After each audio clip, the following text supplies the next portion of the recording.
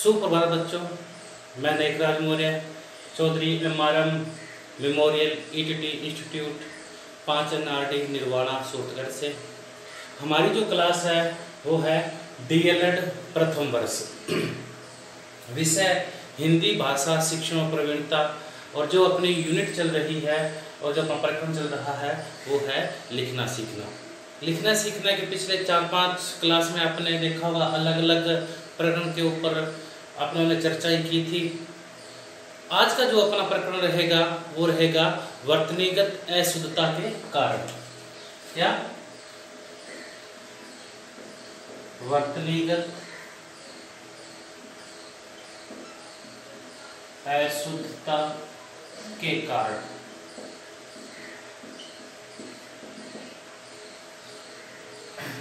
जैसा कि आप लोगों को पता ही है, पिछले वीडियो में आपने देखा था हमने लेखन का प्रकार किया था, उसमें श्रुति लेख, सुलेख, प्रतिलेख ये सभी अपने कर चुके थे। किंतु लास्ट में जब श्रुति लेख से जब बच्चे अशुद्ध लिख रहे हैं, क्यों हम तो उनको लिखाना सिखा रहे थे अभी तक, किंतु लिखने के बाद में ये जरूरी नहीं है कि भी सभी के सभी बच्चे सही लिखें, अशुद्ध भी लिखते हैं।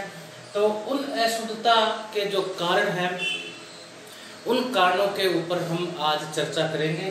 तो थोड़ा सा ध्यान से देखें कि क्या क्या कारण हो सकते हैं अशुद्धता के। तो सबसे पहला और सबसे बड़ा जो कारण है वो कारण होता है लिपि का अधूरा ज्ञान। क्या? लिपि का अधूरा ज्ञान।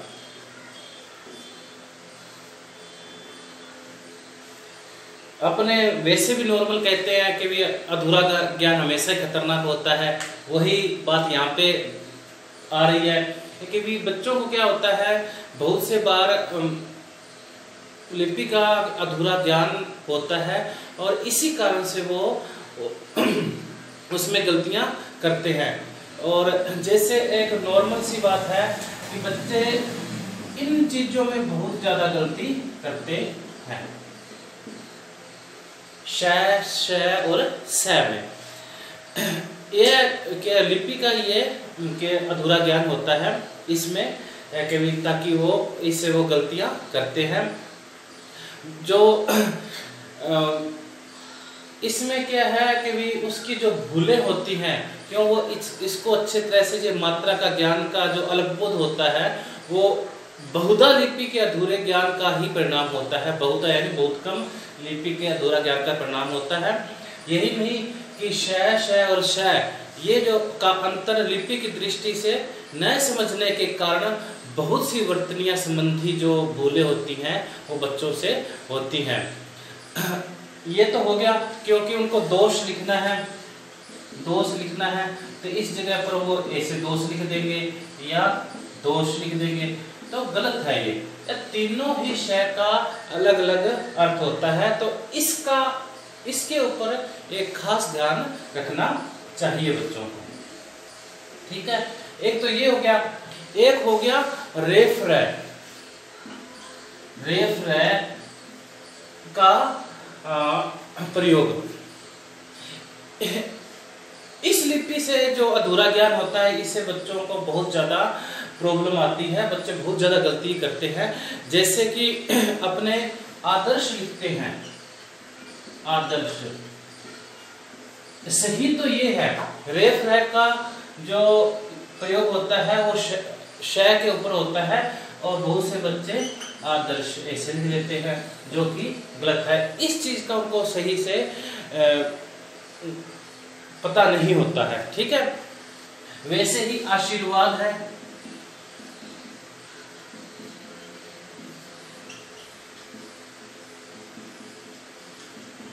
अब देखो ये दोनों देखने में तो सही लग रहे हैं यार, बच्चे बहुत से बच्चे आशीर्वाद को ऐसे लिखते हैं जो कि बहुत गलत है, ये सही नहीं है। और रे का प्रयोग वह के ऊपर होता है, तो ये लिपि का ही अधूरा ज्ञान होता है जिससे कि वो ऐसे लिखते हैं रे का। और वैसे अपने ग्रह लिखे, ग्रह और गृह। इन दोनों में है ये रह, किंतु इन दोनों में अंतर है। अपने ग्रह लिखाते हैं सौरमंडल के ग्रह, वो ऐसे लिखे जाएंगे, गृह मीन्स घर होता है, ये सौरमंडल के ऊपर है। तो इनका प्रयोग ये एक यदि वो अच्छे से नहीं करते तो इसका मतलब है कि उन्हें लिपि का ज्ञान है वो अधूरा है, तो इसके ऊपर थोड़ा सा ध्यान देना चाहिए। ठीक है। अब दूसरा आ गया असावधानी।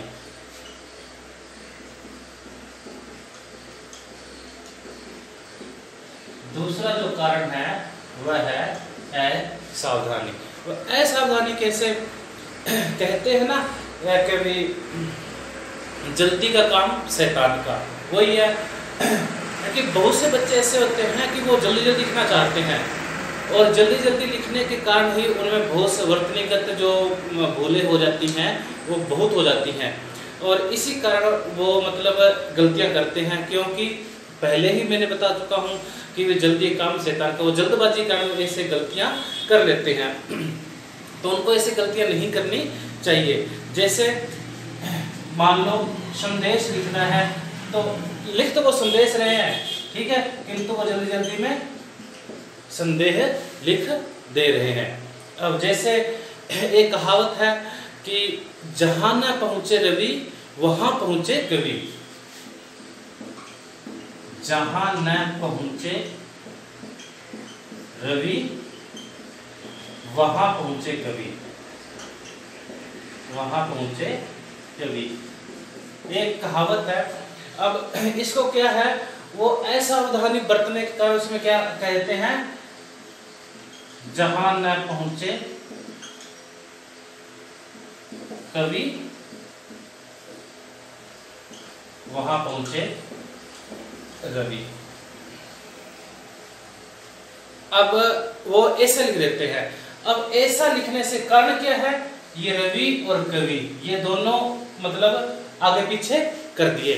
अब इससे ही ये आगे पीछे करने से ही इस मुहावरे का, इस लोकोक्ति का, इस कहावत का पूरा अर्थ बदल गया है।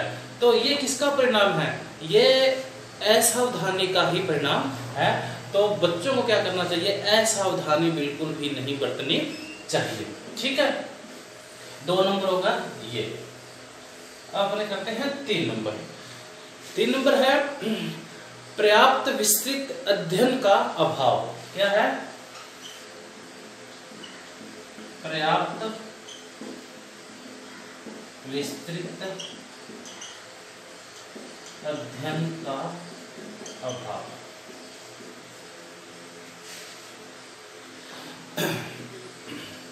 इसमें क्या है कि बच्चों को पर्याप्त विस्तृत अध्ययन अच्छे तरह से नहीं होता, उनके जो शब्द भंडार है वो सीमित रह जाते हैं और इसी कारण उनको मतलब बहुत से अपरिचित जो शब्द होते हैं उनमें वो गलतियां कर देते हैं।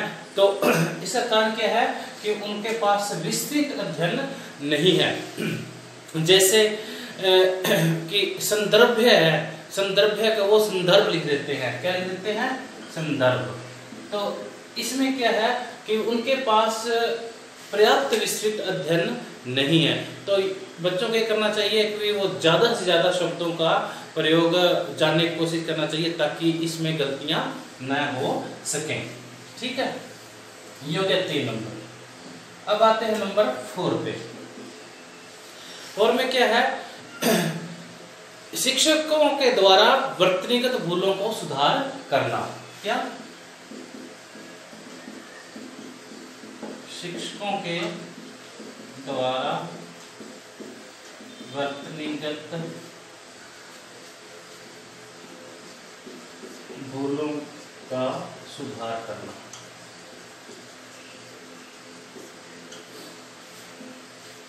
इसमें क्या है कि भी आजकल क्या है कि भी एक क्लास में बहुत सारे बच्चे होते हैं और ये अपने देखते भी हैं कि भी बच्चे शुरुआत से ही जब गलतियां वो करते हैं और उस पर ध्यान नहीं देते जब शिक्षक, तो वो गलतियां आगे वो हमेशा करते ही रहते हैं।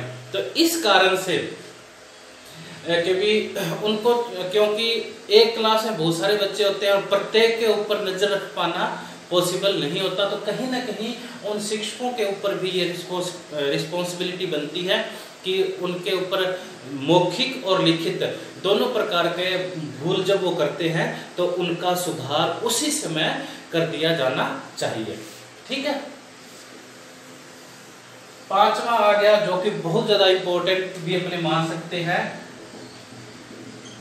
प्रांतीय प्रभाव।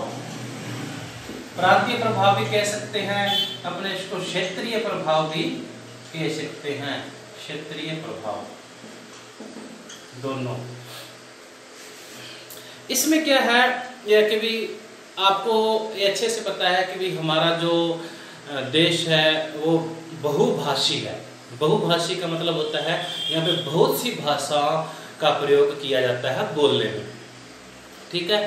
तो इसमें क्या है कि उच्चारण भी उनका भिन्न भिन्न होता है, उन भाषाओं का जो शब्दों का उच्चारण होता है वो बहुत अलग होता है एक दूसरे से। और मतलब ये है कि कभी कभी तो वो अपनी मातृभाषा जो होती है उसका प्रभाव वो अपने हिंदी भाषा में देखने को मिलता है, और यही जो मातृभाषा का प्रभाव है या क्षेत्रीय भाषा का प्रभाव है या प्रांतीय भाषा का प्रभाव है, यह प्रभाव जब हिंदी भाषा में पड़ता है तब वो वर्तनीगत अशुद्धता का कारण भी बनता है। अब कैसे? अब देखो सीधी सी बात है कि समुंदर है,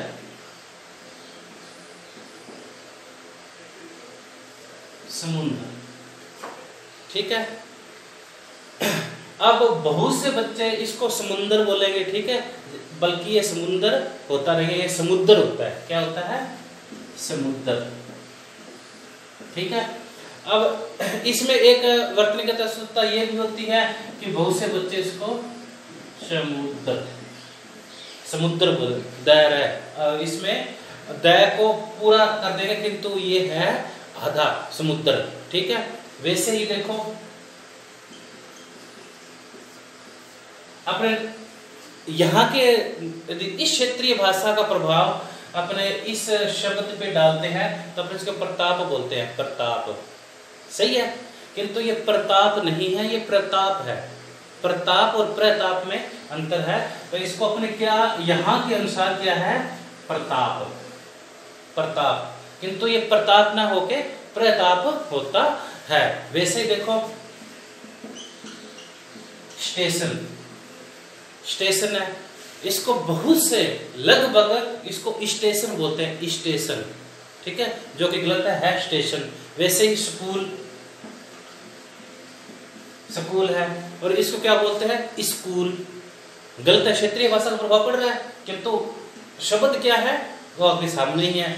प्रताप, समुद्र, स्टेशन, स्कूल, इसको क्या है? और वैसे ही राजेंद्र, शुद्ध ये है राजेंद्र। ठीक है, किंतु बहुत से बार क्षेत्रीय भाषा प्रभाव इसके लिए पड़ता है तो इसको क्या हो जाता है? ये राजिंदर, राजिंदर ये हो जाता है। तो ये जो प्रभाव है, प्रांतीय प्रभाव, क्षेत्रीय प्रभाव भी वर्तनीगत अशुद्धता का कारण बनता है। ठीक है।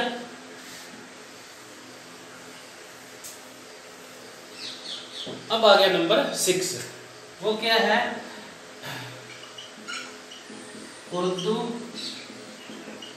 अंग्रेजी भाषा का हिंदी पर प्रभाव। ठीक है, या और भी भाषा जो है का प्रभाव।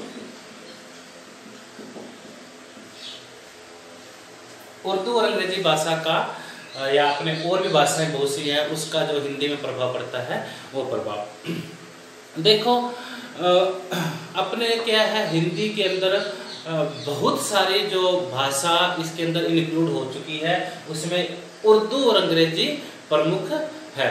अब इसी उर्दू अंग्रेजी के प्रयोग से हम अपनी वर्तनीगत जो शुद्धता है उसको अपने अशुद्ध कर रहे हैं।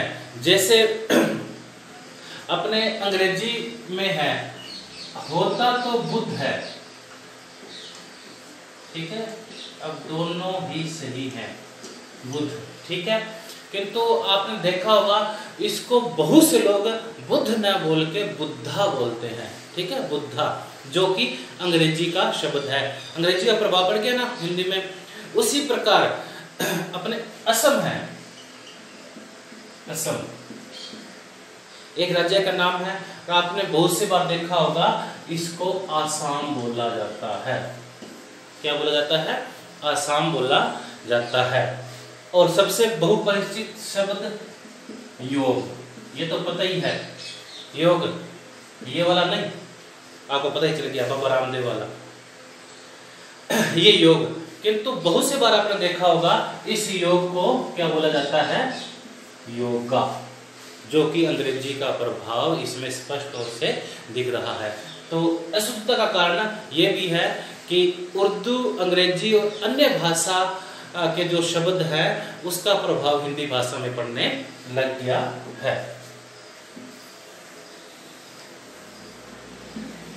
अब आ गया नंबर 7।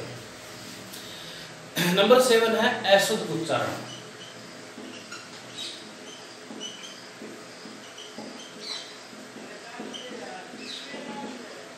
अशुद्ध उच्चारण, जैसे अब ये है कि भी आपको अच्छे से पता है कि भी हिंदी में बहुत से ऐसे देशी शब्द हैं जो कि उनके उत्पत्ति कहाँ से हुई, कैसे हुई, ये अपने को नहीं पता, क्योंकि देशी शब्द होते हुए ही हैं कि इनकी उत्पत्ति का हमें कहीं से भी पता नहीं होता, जिसका परिणाम ये होता है कि भी अपनी अपनी डपली और अपना अपना राग, वही इसके ऊपर लागू होता है देशी शब्द पे, कि अपनी अपनी डफली और अपना अपना राग, जिसको जैसा आया उसने वैसा बना दिया। अब इसी बना तो दिया, किंतु जब भाषा का विकास और एकरूपता की बात जब आती है उस समय इन देशी भाषा, इन जो देशी भाषा के जो शब्द हैं वो अनेक रूप धारण कर लिए गए हैं। जैसे देखो,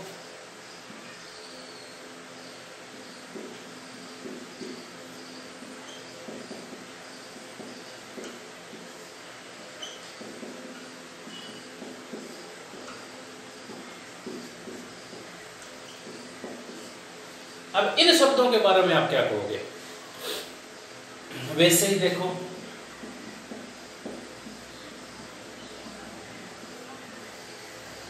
ऐसे बहुत से शब्द हिंदी में मिलेंगे कि अपने खुद को ही नहीं पता होता कि ये प्रयोग कैसे और कहां पर करने होते हैं। वही तो मैंने कहा कि अपनी अपनी डपली और अपना अपना राग, जिसको जैसा आया वैसा वैसा इसमें लिख लिया। तो इनका जो अशुद्ध उच्चारण में इनका भी बहुत ज्यादा महत्व होता है अपने उच्चारण को अशुद्ध करने के अंदर, ठीक है। नेक्स्ट,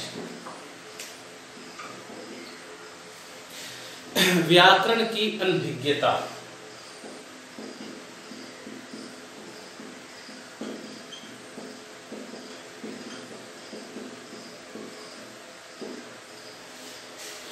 व्याकरण की अनभिज्ञता, ये आपको अच्छे से पता है कि किसी भी भाषा को सीखने के लिए उसका व्याकरण का सीखना अति आवश्यक होता है। अब अपने हिंदी की बात करें तो हिंदी के अंदर संधि, समास, प्रत्यय, उपसर्ग, लिंग, वचन इत्यादि व्याकरण में आते हैं। तो इसमें क्या है कि इनका सीखना अति आवश्यक होता है, इनका नॉलेज, इनका ज्ञान होना अति आवश्यक होता है। ज्ञान अच्छे से नहीं होता तो अपने वर्तनीगत अशुद्धता करते हैं, जैसे कि उज्ज्वल, जैसे कि उज्ज्वल ये है, ठीक है। बहुत से बच्चे ऐसे लिखते हैं उज्ज्वल, जो कि सही नहीं है, ये व्याकरण की अनभिज्ञता के कारण होता है, पर सही ये है उज्ज्वल, ठीक है। अब बहुत से जो लिंग है, वचन है, इसके भी अंदर बहुत सी गलतियां होती हैं। तो तो ये सारा का सारा किसके ऊपर आधारित है? व्याकरण के ऊपर आधारित है कि व्याकरण की अशुद्धता उसमें पाई जाती है। ठीक है, तो बच्चों ये थे वर्तनीगत अशुद्धता के कारण। उम्मीद है कि आप लोगों को अच्छे से समझ में आया होगा। अपनी जो नेक्स्ट क्लास है उस क्लास के अंदर अपने अक्षर विन्यास क्या है,